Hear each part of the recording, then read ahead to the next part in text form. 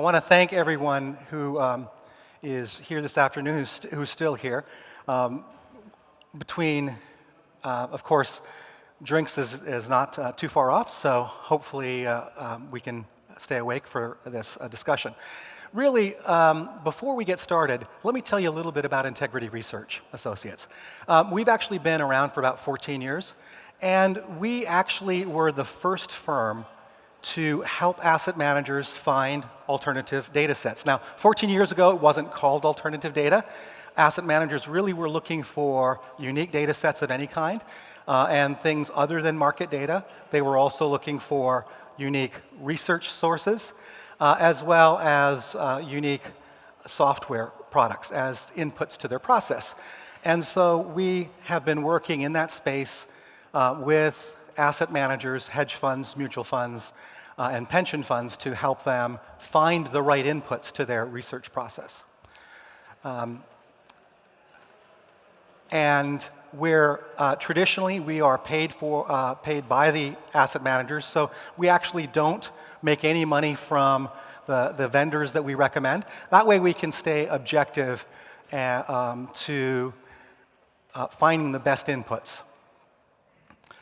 Some people who know us, and Armando mentioned it, know us particularly because we publish a daily newsletter on the alternative data and global research industry. So if you see a newsletter, an email newsletter that comes on Monday mornings, very often that we send one out on Monday mornings and publish probably 12 to 15 articles a week on the industry.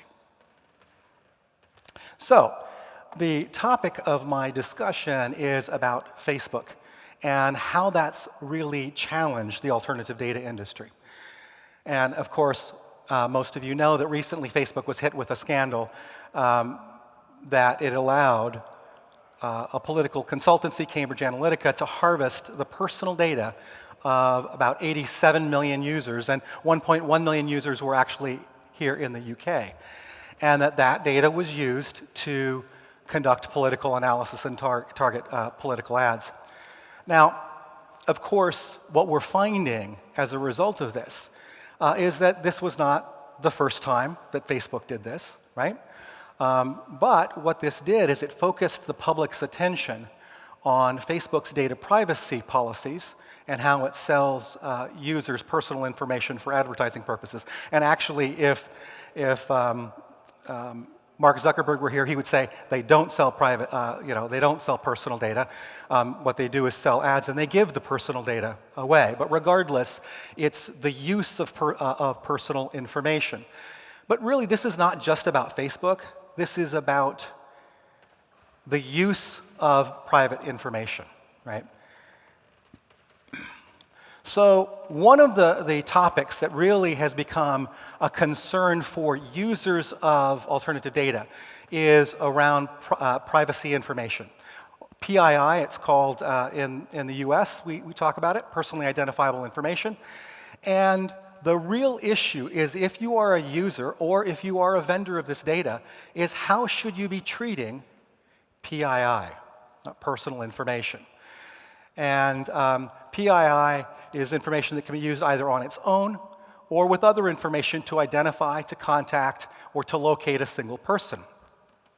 Now, this becomes very complex because it isn't just your ability to have data that has someone's name or their social security number or their address. But even if you strip out that data, can you, when you combine it with other data, reverse engineer someone's identity? And this has become a very big issue for vendors and funds. Now, most of you know, most of you here in the audience are asset managers, and you actually don't value PII. It's not something that you want because, frankly, it's very difficult to make an investment decision based on what individuals specifically are doing. What you're interested in is the universe or trends within the universe instead of for an individual. And so when we talk about PII, I have lots of asset managers say, well, you know what? The issue is I just don't want it. So in my contract, I'm going to tell the vendors, don't give it to me, and I don't get it, I don't have a problem. Well, actually, that's not the issue. Because in speaking to regulators about PII, they all agree that whether or not you have a contract that says that a vendor can't give it to you, you can still be on the hook legally if you receive PII and you don't handle it properly.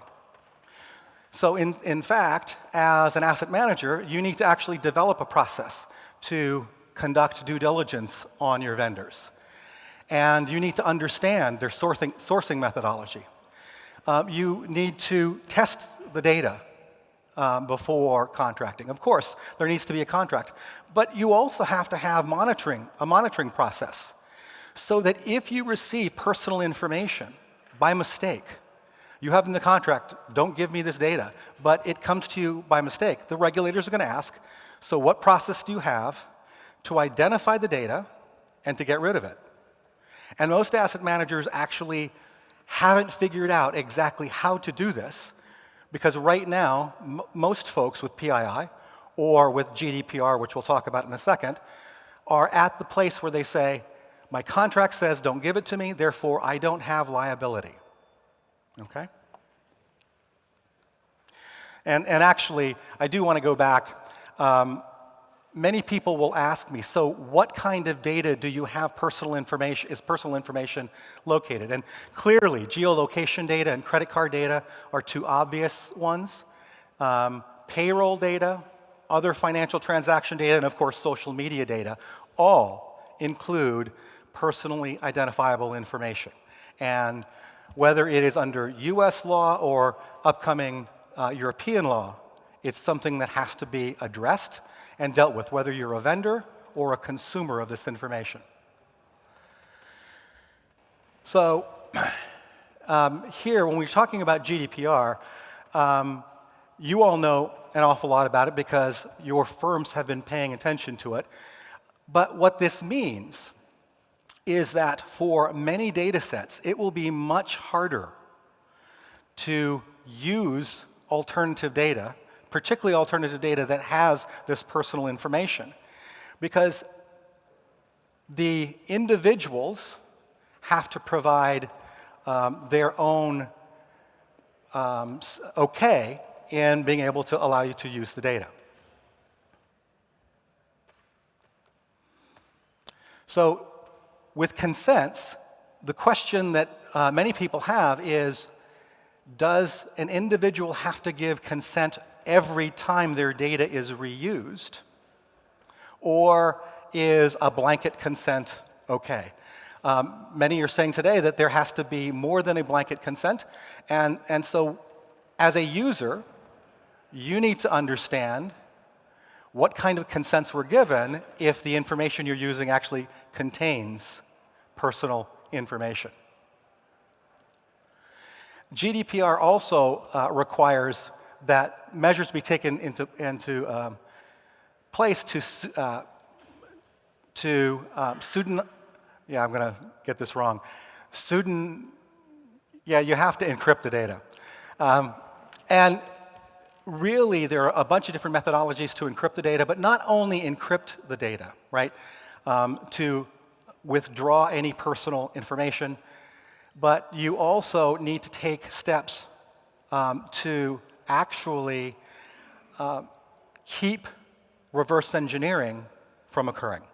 And that's actually harder than it sounds. So, what can asset managers do?